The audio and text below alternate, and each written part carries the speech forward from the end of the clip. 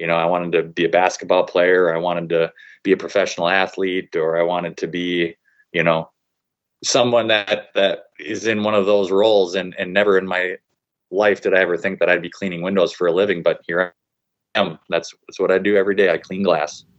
We're going to start shoveling all of our money in, and we're going to go through some larger drawdown that might extend, longer than what we've been used to in the past decade or so. So that's always in the back of my mind. But at the same time and point, I also know that this is the best way for my wife and I to be able to build our net worth and build our wealth over the long term. It's been proven for the past 100 plus, 200 plus years. And so I just know that if I were to try and do something else, it wouldn't be as high of a chance as I know that we're going to have by just continuing to keep our noses to the ground, throw it in the market, and let time just work for us.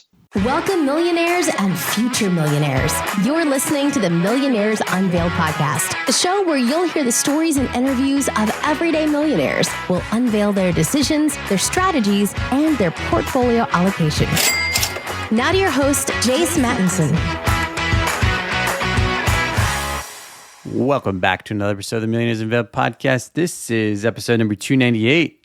Stace, what's going on? How you doing? Hey, I'm good over here. Summer Camp Mattinson is going strong. I think I'm considering ordering a camp counselor shirt to wear on all of our outings. And maybe I'll get a flag. I don't know. Do I need a flag for when I'm going through the museums? And exciting news, our youngest daughter is getting out of her spica cast tomorrow, which is a crazy cast that goes from about the belly button down to your ankles for hip dysplasia. So I've had a fun 3 months of people asking me what happened to her, as if I broke both of my daughter's legs. Her legs are not broken. She has one hip with hip dysplasia, and that's part of a more aggressive treatment when a brace doesn't work. So if you see a baby in a crazy cast, maybe it's a spica cast, maybe they have hip dysplasia. Yeah, we're all excited for that, but you especially, as you've crushed it with it. The crazy thing is like she's been able to figure out how to walk with that thing, which it's wild. It told us she was basically just going to kind of lay there for 3 months, but I think she had some other plans. So excited for that. And we're, as you mentioned, Camp Mattinson. I need to attend that one of these days, but we're definitely in full swing for summer right now, and it's getting toasty.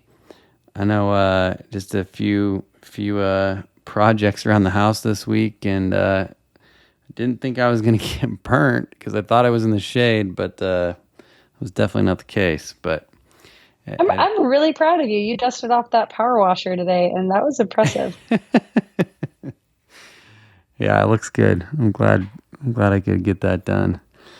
So, episode 298. Today we've got Jordan. He's young. He's actually one of our youngest millionaires, 32 years old. And net worth just around $1 million. Over half is in retirement vehicles and about half is in his business. And we kind of discussed valuation a little bit. It's kind of hard to kind of put a value on his business and we'll kind of get into the details why, but there probably is some value there, and I think at any rate it pushes him probably close to $1 million or over $1 million. And so he's got a little bit of crypto and some home equity. We get into the details. One of the crazy unique things about Jordan, and he is the youngest person we've had on the podcast to begin to contribute to a Roth IRA. In fact, he started that in high school. So pretty wild. Last week we had Eric, net worth of $1.2 million, spread all across all sorts of asset classes. So go check out that episode with Eric. Jace, question for you. Yes. Here's my interview question. What's the youngest age you can be to contribute to a Roth IRA? There's no age limits, really. You just need to have earned income. So, I mean, technically, I guess a baby that's modeling could contribute. So, yeah, I don't, at least I'm not aware of any age limits at the IRS is set on that. It's just all about the income. Well, I'm submitting headshots this week for all three of our kids. Our kids already have Roth accounts, but and it wasn't from modeling money, but not a lot in there for them. They haven't really earned that much, but You're telling me I've been trying to get them to work. I know we gotta get them working more so they can put some more money in there. But hey, at least they got them started. You know, at least they were able to earn a little bit of money and find some coins. And I don't know, maybe we'll start selling some snow cones this week or something now that it's hot. If you'd like to be on the show, send us an email, millionairesunveiled@gmail.com. Always looking for great, unique guests. If you haven't heard your story yet either, we'd love to hear from you. Definitely getting a couple more unique inquiries. So got a few coming up that I'm super stoked about. That are kind of first timers. So yeah, if you haven't heard your story or found somebody that you highly resonate with, send us an email. We'll get that scheduled. Also, please leave us a review. Helps us continue to grow the show, get new guests, great guests, and it's a nice thank you for those that have come on. It's all volunteer for those that come on the show. So appreciate those that have left reviews here recently. Definitely looking to continue that over the summer months here. So without any further delay, let's get into the interview with Jordan. Jordan, do you want to just give us a little about your background and what you're up to now? Yeah, sure. First, thanks for having me on. I appreciate it.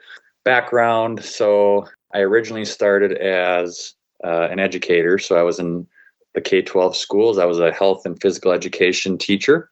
Was doing that for 3 years.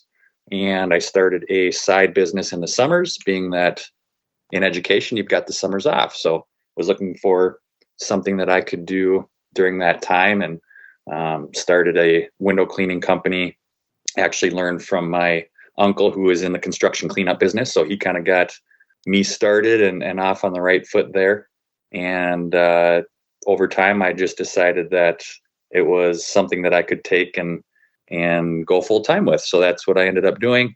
Grew it to a point where we were large enough where I could decide to bring on some more people, bring on maybe an operations manager. And at that time, it was right during when my wife and I were going to start a family. And oddly enough, it was right about that time, right before COVID hit as well. And so obviously we didn't know that COVID was going to be happening at that time, but we decided, my wife and I, that if possible, could we focus on the part of the company that took the least amount of time and stress on me, and maybe find a way to decide, okay, do we want to have somebody else run this other part of the company, or maybe we could piece it out. And that's what we ended up doing. So I sold a portion of the company that was kind of more time consuming and more stressful on me. And so to this day now, I'm pretty much consider myself a solo operator. I do have a couple part-time people that help me out. But for the most part, I consider myself to be a solo entrepreneur. So doing mostly commercial window cleaning at this point. Awesome. Good for you. And how long have you been in this business now? Since 2015. So we started in 2015. Okay. So yeah, about 8 years. Good for you. And what is your net worth today outside the business? Outside of the business, let's see, net worth looks to be about 530. Okay. If you put, I know we were talking about this a little bit before, but it's hard to put a value on the business given the nature of your business, and contracts or not, commercial contracts in some cases and other cases not. But at any rate, you've got some sort of multiple there that pushes it up. We just don't know what. Right. Yep. Exactly. Like you said, we touched on it a little bit before the meeting, and good or bad with the window cleaning business, and like you talked about with commercial contracts, it's somewhat goodwill. We're the customers that we have, they trust the work that you do, et cetera, et cetera. But unless you have a written contract, tomorrow they could say, hey, we're going to be moving another direction. So to value the business, it is somewhat difficult in that regard. But still, we do have contracts with commercial clients, so there is some value there. It's just depending on who you ask, they would say the valuation piece is going to be a little bit difficult. Yeah, for sure. I mean, for all intents and purposes, let's just focus on the 530 and figure that you've got some sort of business value that pushes you close to the million mark or maybe slightly over. Who knows? At any rate, the 530, how is that broken up? Yeah, so we've got, let's see, my wife and I, we each have our own separate Roth IRAs. Each of those have about 60,000 in them. We each have a 401k. So I actually have a solo 401k. So I do that through, for myself as a solo entrepreneur. So in that, let's see, I've got about 80,000 in there. My wife's 401k has 30,000. And then we each have taxable accounts, 50,000 in one and about 30,000 in the other. And we do have some allocation to cryptocurrency. So Bitcoin and Ethereum. Right now we've got 30,000 there. And then I believe I put it into the net worth. My wife being a teacher, so she is going to she's got a pension, if you will. So, I mean, the pension is valued right now at, it looks to be 32,000. So I'm not quite sure how we should be putting that into our net worth or not, being that, that's all dependent on what happens down the line with how many years she's been teaching and that sort of thing. So. Yeah, that's an interesting topic. It's come up a few times just in general with public service on, these pensions, how to value them. Obviously, there is some sort of value because at some future point, I mean, especially once you're vested, as long as we don't become belly up, then, we probably have some sort of, numerical number we can back into on a value on that. But as you mentioned, it's slightly difficult. And then you also have some home equity, correct? Correct. Yep. Okay, so that kind of rounds out everything. And then the home, do you have debt on the home? Yes. So we, let's see, we've got 150,000 left on the mortgage. We purchased the house when we do that, 2018, we purchased the house for 200,000. Normal 30-year mortgage. And then when COVID hit, we refinanced when the rates were pretty as low as they could go. And we refinanced into a 15-year. So we will have our house paid off about 12 years at this point. Why did you decide to do the refinance? Or I guess, did you pull cash out at all when you did that? No, we didn't pull any cash out or anything like that. Okay. So just took from a 30-year to a 15-year and increased your payment. And what was the thought process with that? Yeah. Our original interest rate when we bought in 2018 was 4.75 or something like that. But yeah, as COVID hit and the interest rates were kind of going down, I just said, hey, let's just take a look at what we would have going on here. And after we ran the numbers, to go from a 30-year down to a 15-year, our monthly payment went up by like just under $200 a month to do that with the interest rate changes. So just in my head, I said, well, you know what, I can swallow paying another $200 a month if that means we can go from 30 down to 15. I also talked to my wife. We have less flexibility that way. Obviously, we're increasing our mortgage payment. Now we're having less to be able to invest the difference. It wasn't necessarily a mathematical way of me saying this is the best thing to do. It was more of a behavioral thing for me to say, hey, if I can cut this mortgage down in half for a couple $100 a month, that's pretty much what I decided to do. So Jordan, I think it's a good segue into how you think about your investments with your profession. How does the money come in? Are you thinking of it in terms of like project by project? Do you have a salary that you give yourself? And does that inform how you invest on a monthly basis or on a quarterly basis? Like how does the money come in and how do you think about how the money goes out, so to speak? Sure. Yeah. Good question. So I think I give myself a salary. So I'm an LLC taxed as an S corp. So 50% of my pay is W-2 salary, 50% is in draws. And so how I think about the money that's coming in, how we have it set up right now is I'm pretty much know what my workload is on a weekly basis. A lot of our commercial accounts we're doing every couple of weeks or every 4 weeks. And so I kind of know my numbers on a weekly basis. And so as that money comes in, it basically turns around at month end. I make my max contributions to my 401k, and then I get to do the employer match for that as well. So I give to my 401k and the match on a monthly basis. I pay myself on a monthly basis as well. And so I guess if I think about it from an investing standpoint, then yeah, I look at it as I'm dollar cost averaging on a monthly basis into my investments. Sure. And, I have a lot of contractor friends. And so, a lot of the money comes in project by project, right? And so you have the money isn't necessarily coming in the same every single month. And so when you're like, when Jace was asking you, why did you refinance into a 15? Sure. A lot of things come down to, here's the monthly that I can count on.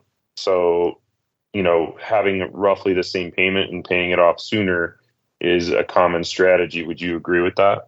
Yeah, absolutely. Absolutely. And that's a good talk about, some contractors. I could see that having that variable pay based on, projects being done. I guess maybe that's a little bit where it's a little bit different for what I'm doing, in the fact that, the commercial accounts that we're cleaning, we're doing it on such a recurring basis that it's almost considered a route, if you will. So every week or every 2 weeks, I'm doing a lot of these same jobs over and over and over again all year long. And so I kind of can, to a degree, know pretty much what my week is going to pay, what my month is going to pay. Now, we do have busy times, in spring and fall. We do get some bigger commercial accounts that go maybe twice a year.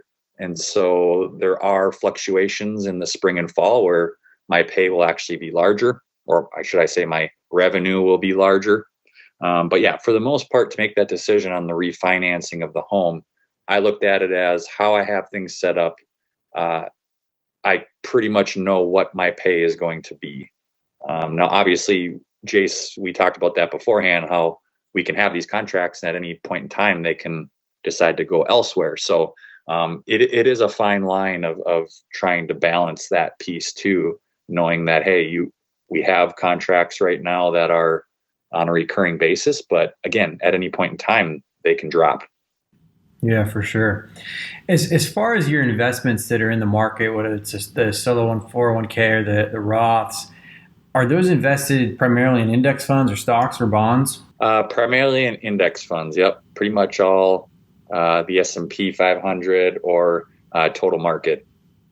And has it always been that way? Yes, always been that way. Originally, it's kind of a funny story. When I first opened my Roth IRA, I was in high school because a speaker came in and was speaking about the Roth IRA. So I thought it was, hey, let's open this baby up. Let's put some money in there. And according to this person, if I just keep putting money in there, I'll be able to retire someday, right? So I did that, opened it up, put money in there. But for probably 3-4 years of that, it was just sitting in the Roth IRA in cash because I didn't know that I needed to invest those dollars. So lucky enough that I have an interest in personal finance that I figured that out before I had too much money in there. But yeah, for the most part, it's always been invested in index. Oh, that's pretty wild. And just for our listeners, because you're not that far removed from high school, how old are you now? I'm 32. Wow, pretty young. So why did you start a business in the window washing space in 2015? Why was that the pick? Yeah.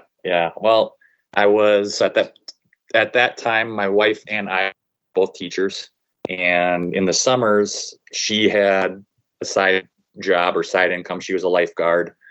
So I was kind of saying, hey, you know what? I can do something on the side too.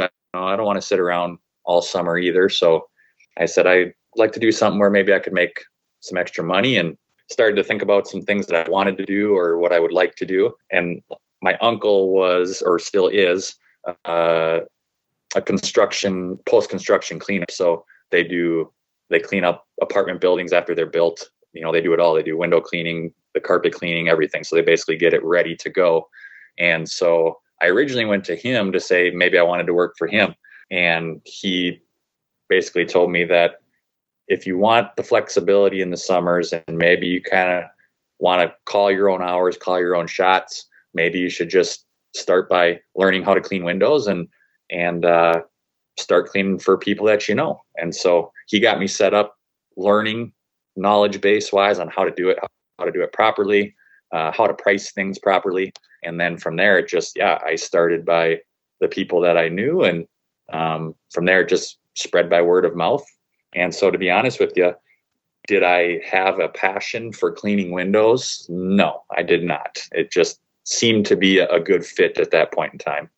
Interesting. And here you are 8 years later. Exactly. I joke all the time. I say to myself, did I ever, growing up as a kid, all I wanted to do was, I wanted to be a basketball player, I wanted to be a professional athlete, or I wanted to be, someone that is in one of those roles. And never in my life did I ever think that I'd be cleaning windows for a living. But here I am. That's what I do every day. I clean glass.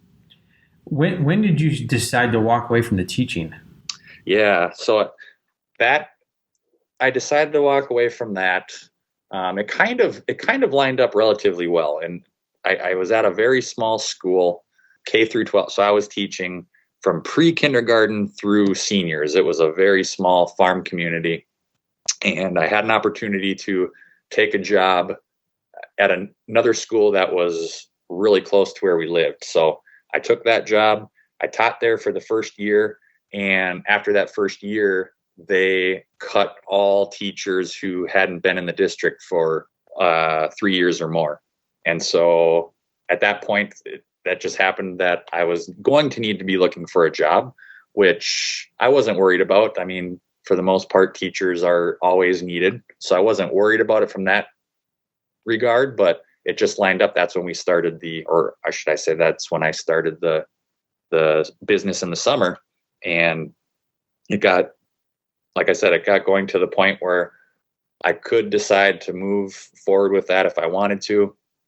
I ended up taking a 1-year teaching job that I basically was a fill-in job for someone who was going to be on leave. And so that just made sense to continue teaching. And after that year, the business was at the point where I could make that decision if I wanted to make the plunge, and that's what I decided to do. So to this day, I think about if I didn't get cut from the school that I had gotten a job at that was close to where we lived, I honestly think that I would still be a teacher, but it just didn't work out that way. And so it's somewhat of a funny story to think that, I'm here today because I got cut, but at the same time and point, that's why we can't really predict what life is going to bring at us. Yeah, for sure. So as you think about the future, what do you think your investments will look like, and will your strategy change at all? Yeah, I think my investments will, for the most part, stay the same, mostly in index funds, continuing to max out the 401k, max out my wife's 401k, do what we can there to get as much shoveled into pre-tax as we can.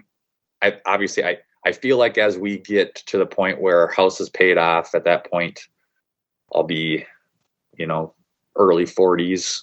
At that point, I feel like I would really want to take the gas off the pedal to a degree. I mean, at this point, we're pretty much all in, the S&P or total stock. So we really don't have any bonds, which I think is fine for us at this point in time.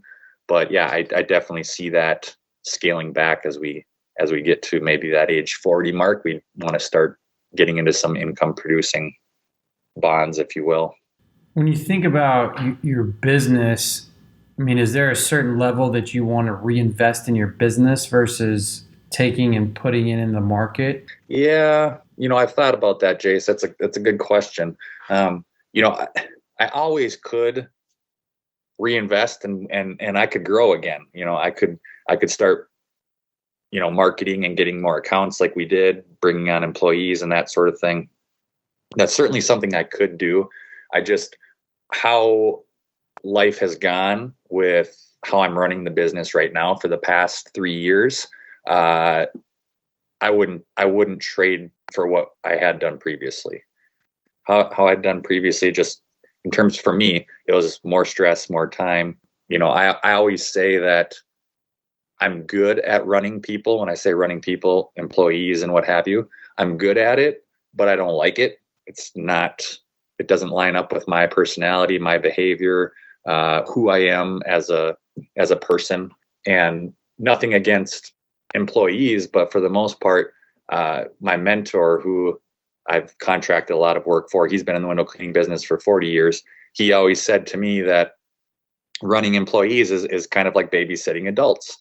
And I'm not trying to say that that's everybody, but to a degree, it sometimes can feel that way. And so as I look at my lifestyle now and how the business runs now, I don't see me wanting to go back that route where I grow again. So at this point, my reinvestment in the business would probably be more toward equipment, maybe some nicer equipment, maybe upgrading a truck, that sort of thing. But at least at this point, I don't see myself reinvesting in order to aggressively grow, to get larger and to bring on employees. Interesting. Are you paying extra on your house right now?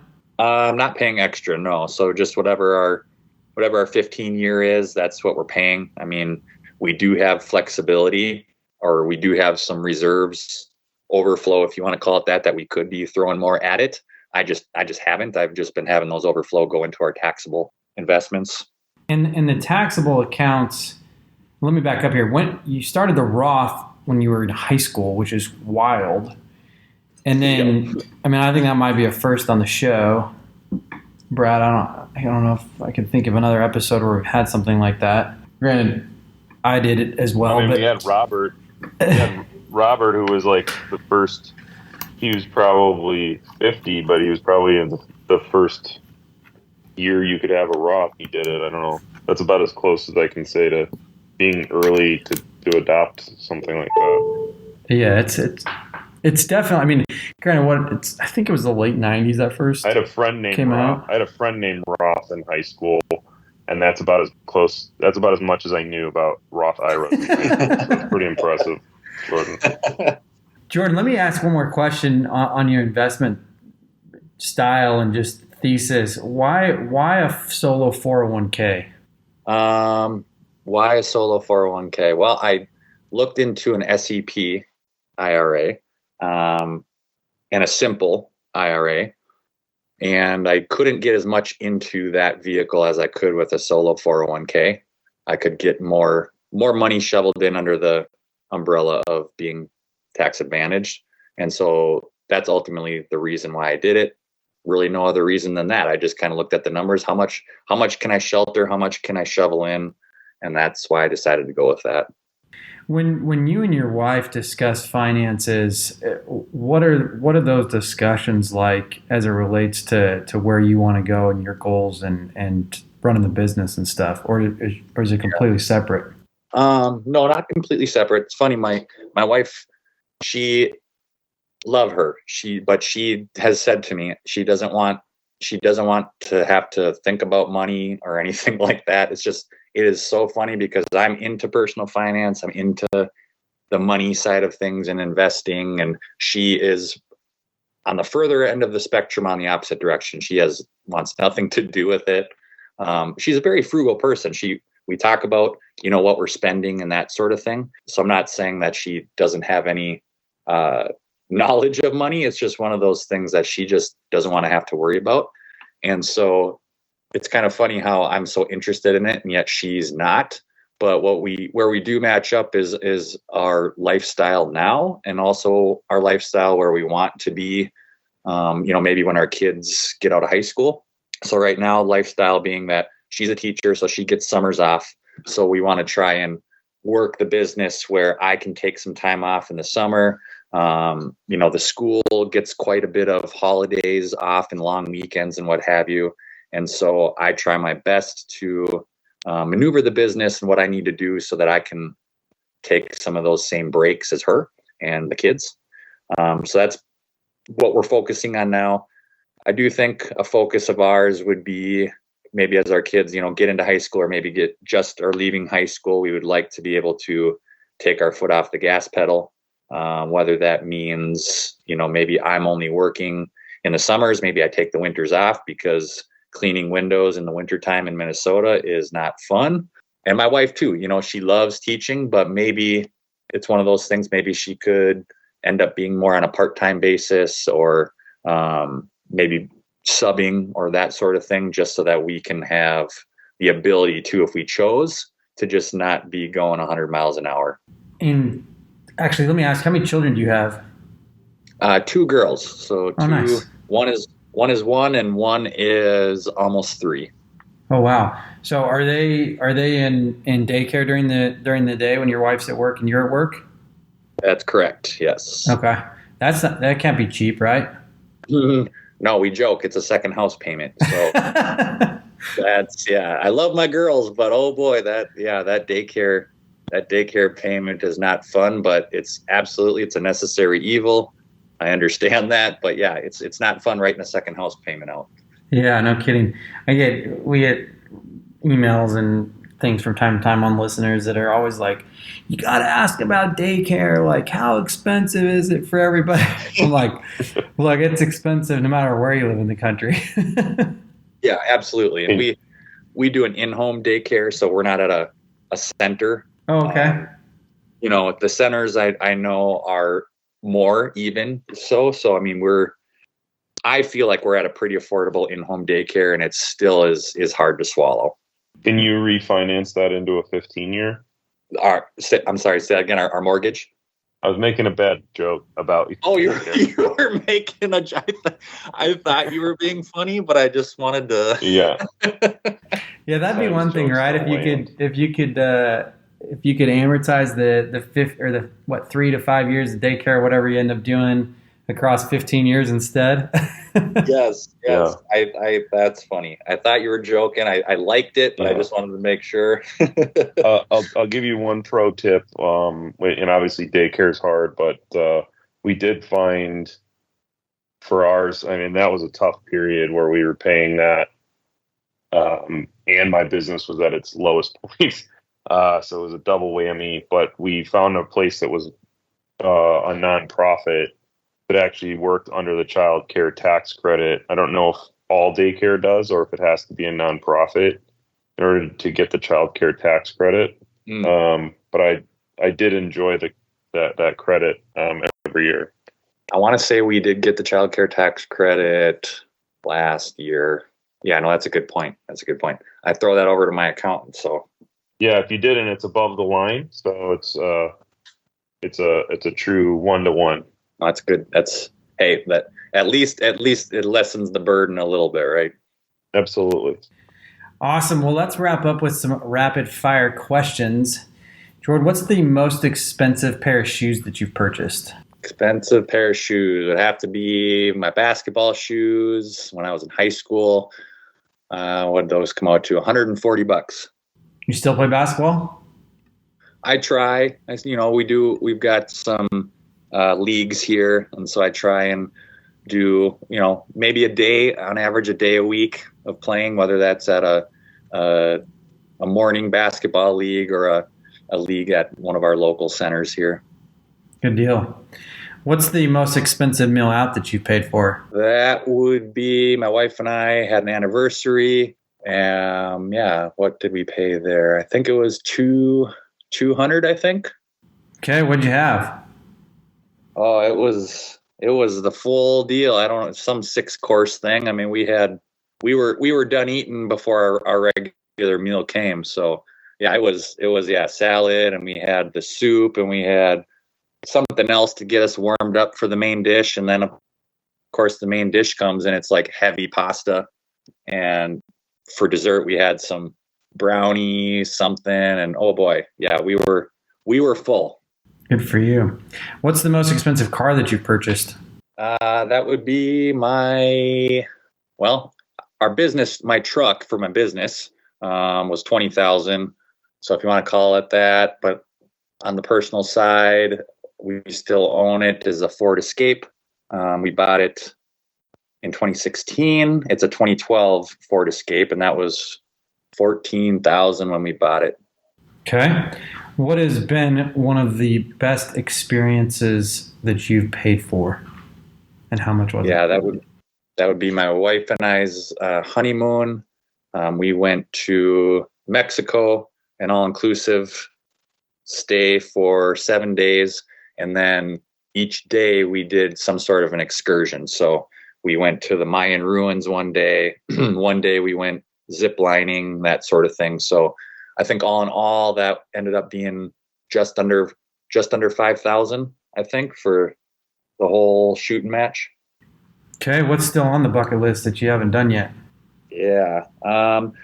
We would like to go, we'd like to go to Israel. We'd like to go to the Holy Land. My wife and I, we're Christians. We always kind of would feel like that would be pretty cool to be able to go over and see where a lot of the Bible took place.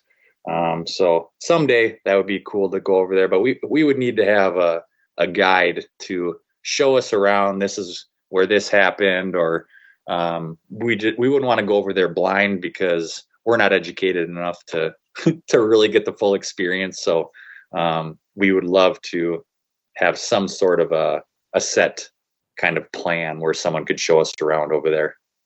Has your risk tolerance changed since you graduated college? Yes, I would say so. In college, we didn't have as much invested. So, I mean, we'd have some drawdowns, and it was like, well, a drawdown of X percent on not very much money doesn't hurt as much. But, as we've been able to increase our income and really max out our accounts the past few years, the drawdowns, they hurt. They hurt a lot more. And so I would say that absolutely my risk tolerance has gone down. I know that we have a long runway, but when you start to see your accounts get larger, the losses also become larger. So even though, again, that this is all part of the game, it's all part of the long term, it's just seeing a bigger number plays a behavioral role on me. Over the last, I guess, 4 to 6 months as the market's gone down, has that changed your mindset on investing at all? No, it hasn't changed my mindset, but it just, I don't know. The thing that gets me is you get a lot of this talk of saying, hey, a lot of people who were able to retire early, it was kind of like, wow, if they got to invest in that decade that was pretty much nothing but up and to the right, when they were investing most of their money. There's a part of me in the back of my mind that's saying, we're going to start shoveling all of our money in, and we're going to go through some larger drawdown that might extend, longer than what we've been used to in the past decade or so. So that's always in the back of my mind. But at the same time and point, I also know that this is the best way for my wife and I to be able to build our net worth and build our wealth over the long term. It's been proven for the past 100 plus, 200 plus years.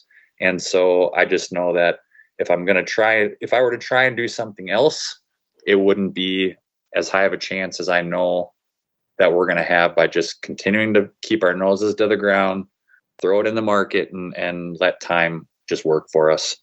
How much TV do you watch a week? Honestly, we watch like very little TV.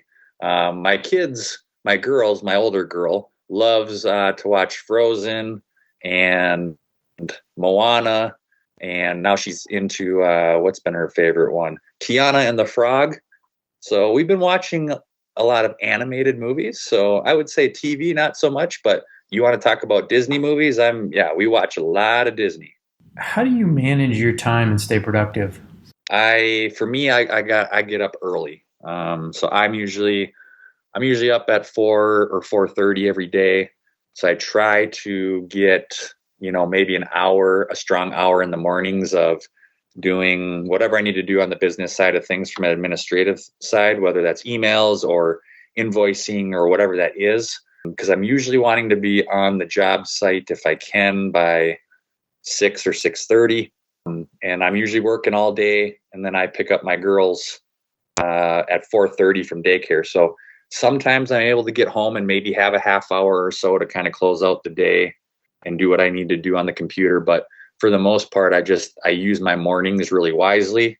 And then it's the same thing on the weekends too. Before my girls get up in the morning, I try to wake up early enough where I can get a little bit of administrative work done. So for me, it's kind of using my mornings really wisely.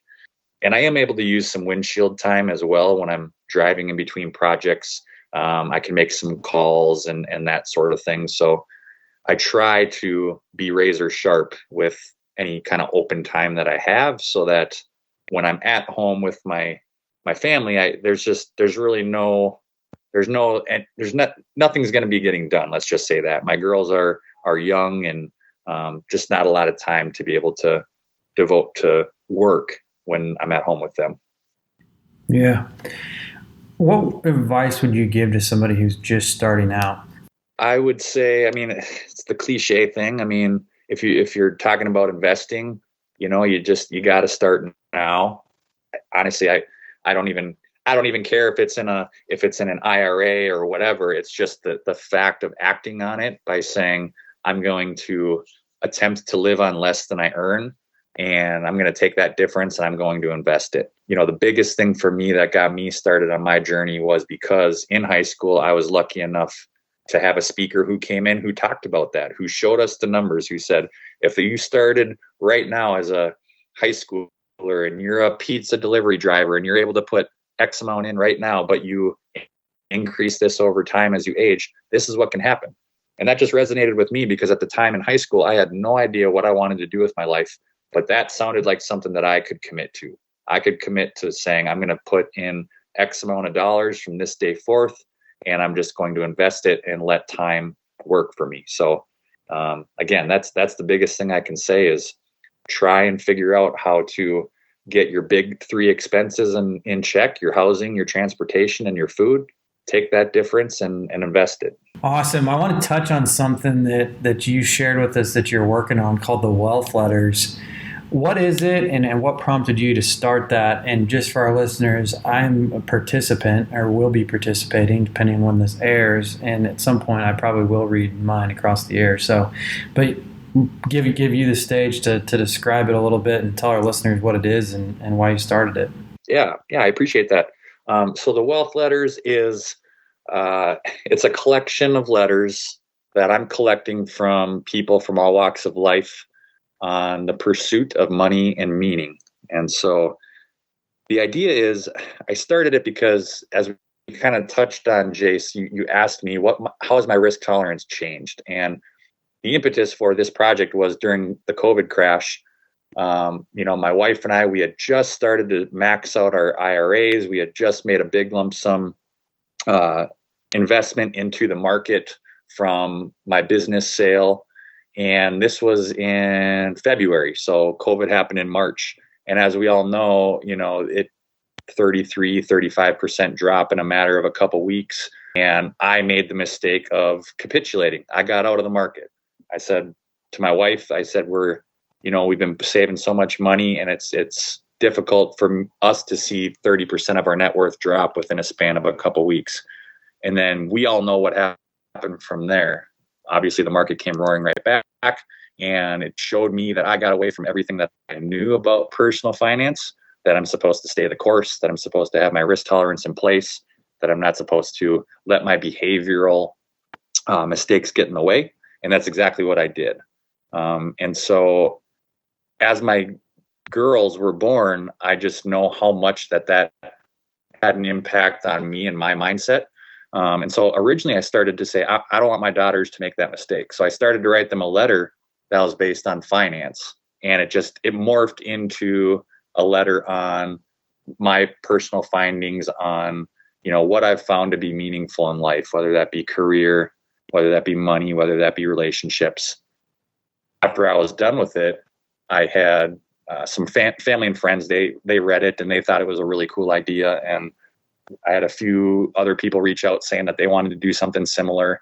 And so really, yeah, it kind of just started originally for my 2 girls. And now it's expanded to saying, you know what, I don't want my girls to only listen to me. I want them to be able to have a wide variety of philosophies and insights from others on what they've found to be a meaningful life. And so that's the idea behind it, is to put that collection together. That's awesome. Appreciate you sharing that, and appreciate you coming on the show. That's Jordan with the net worth, probably around $1 million with the value of the business. Thanks for coming on the show today. Absolutely. I really appreciate it, Jace. Thanks for having me.